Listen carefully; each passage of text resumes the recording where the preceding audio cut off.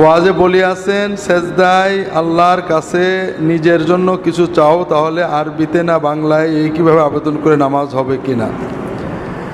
নামাজের ভিতরে অবশ্যই নবীজি সাল্লাল্লাহু আলাইহি সাল্লামের শেখানো আরবি দোয়া, মাসনুন দোয়া পড়বেন। তাতে দুনিয়ার সব চাওয়া আছে।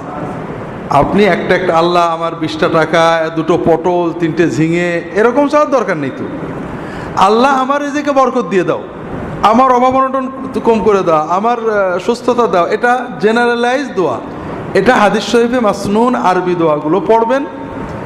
ছোট ছোট দোয়া শিখে নেবেন, একটা দোয়ায় সব এসে যায়।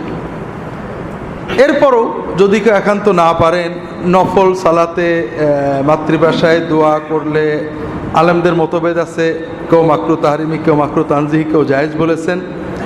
তো একান্ত বাধ্য হলে সুন্নত দোয়াগুলোর অনুবাদটা বা ওই আঙ্গিকে বলার চেষ্টা করবেন, নিজের বানানো বাক্য শব্দ না হয়।